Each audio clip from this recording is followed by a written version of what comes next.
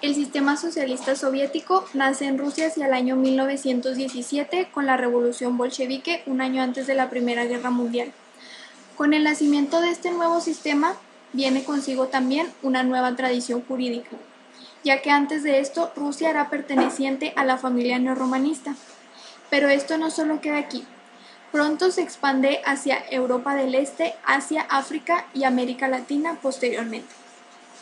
Con la llegada de una transformación de esta clase, surge consigo muchas dudas y se abre un debate. Se pone en tela de juicio si esta nueva tradición jurídica debe de pertenecer junto al common law y la tradición neorromanista, a la cual era perteneciente Rusia con anterioridad, ya que este era un régimen totalmente opuesto al sistema capitalista y a todo lo relacionado con la democracia, como tradicionalmente era conocido. Es por eso que surgen tantas dudas. A final de cuentas, se llega a la conclusión de que realmente es un sistema particular y no guarda características con los sistemas ya establecidos. Aparte de esto, redefine las relaciones internacionales.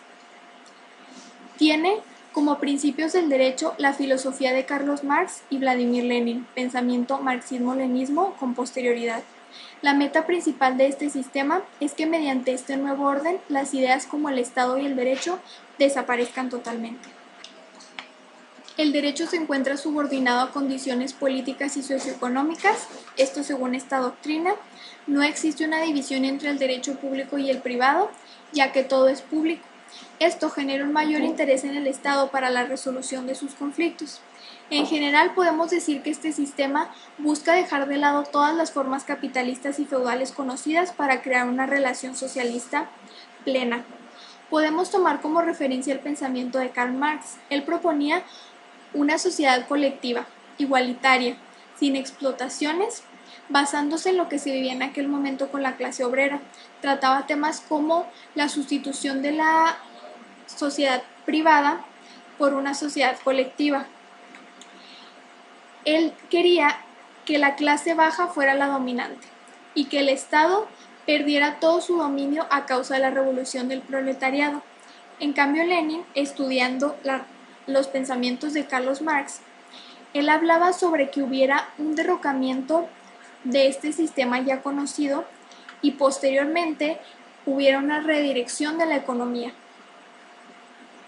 Hablando de la historia del derecho, existieron varias etapas. La primera de ellas, la influencia del derecho bizantino. Basándonos en los fundadores de Rusia, quienes eran eslavos que se dedicaban a la caza, pesca, agricultura, pastoreo. Hacia el siglo VI fue cuando entraron en contacto con escandinavos, que fueron quienes les ayudaron a resurgir un poco.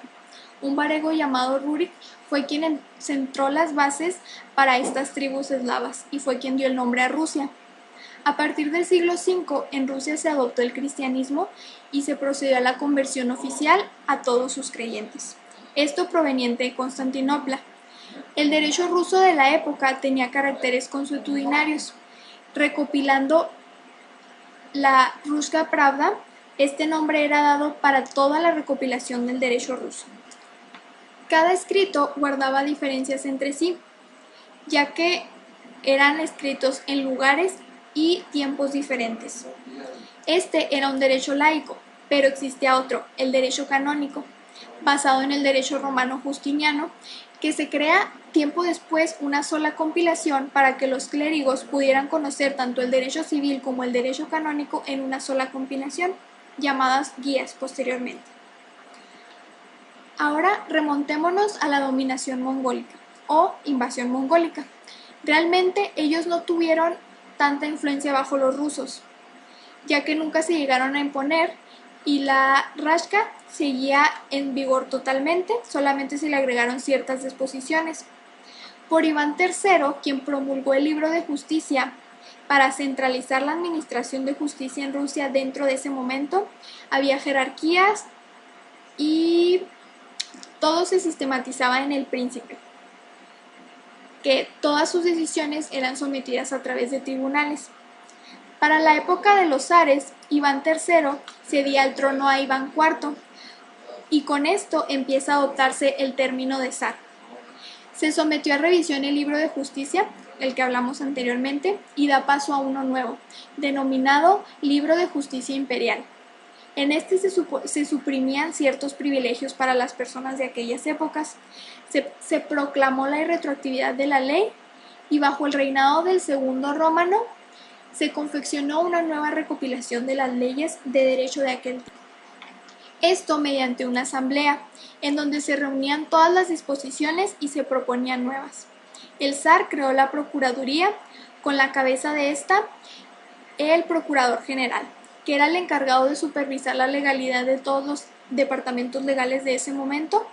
Tiempo después, con nuevos zares, hubo que reformar toda la organización judicial, tanto los jurados de paz, jurados públicos, procedimientos orales, y se establecieron tribunales de revisión. Como derecho de la URSS, podemos decir que se establece en diciembre de 1922 como una federación de repúblicas socialistas soviéticas integrada por Rusia, entre otros. En este se trataba de un sistema jurisdiccional en el que se elaboró una nueva constitución para 1923, en la que se establecían ciertas competencias para este nuevo estado. El órgano supremo legislativo residía en la Soviet Supremo, que tiempo después fue elegido por el sufragio universal e indirecto, y toda la organización política recaía sobre el Partido Comunista. Hablando del derecho en la época de Lenin, podemos decir que Rusia era la sede del socialismo.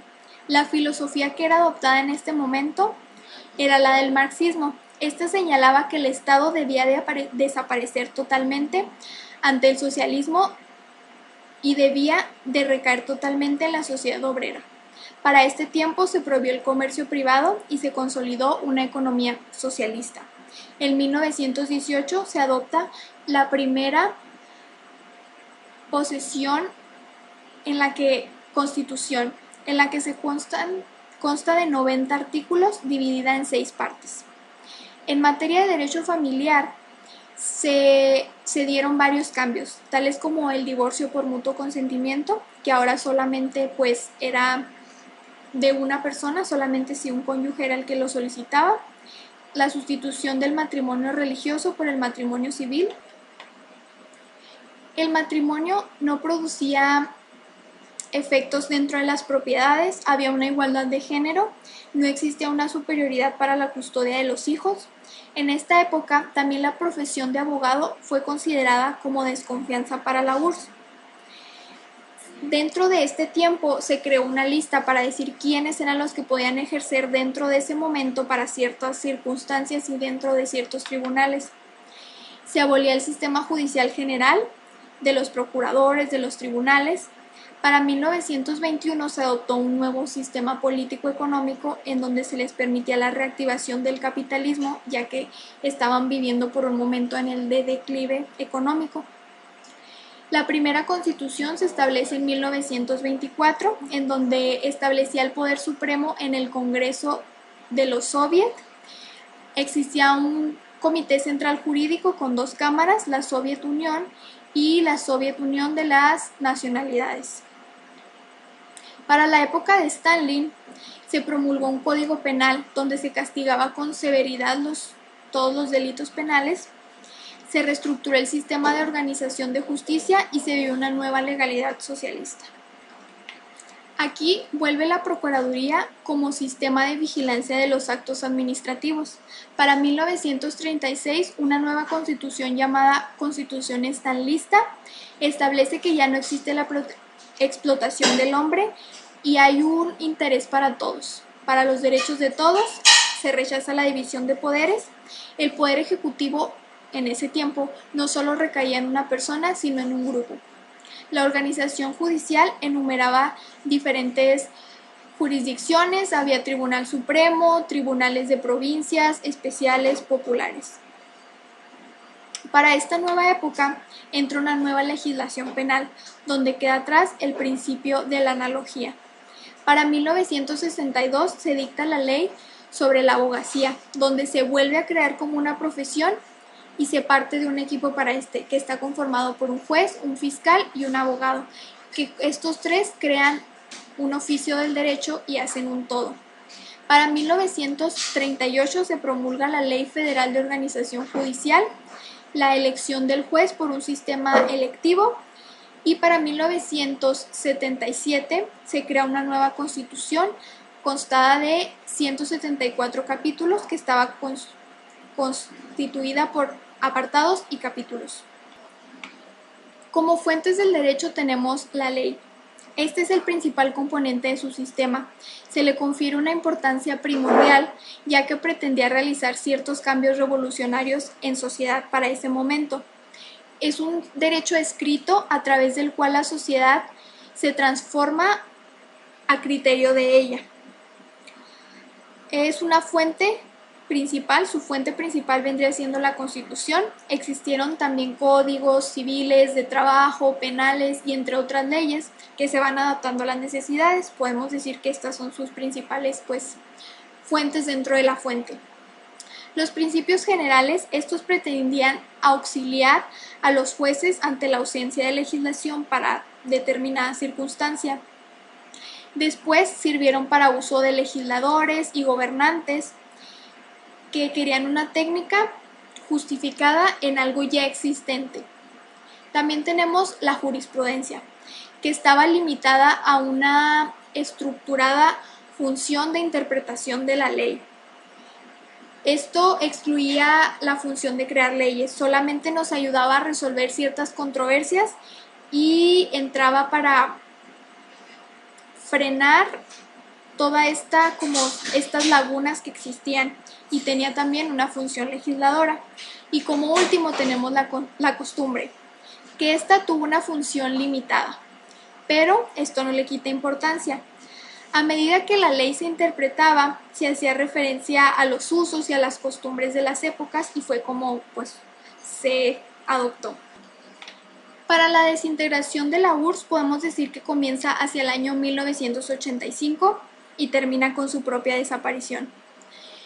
Tuvo ciertas características o ciertos principios que llegaron a su desaparición, tales pueden ser como la economía de ese momento, que habían destinado cierto dinero para ciertas cosas y a final de cuentas no salió como era esperado.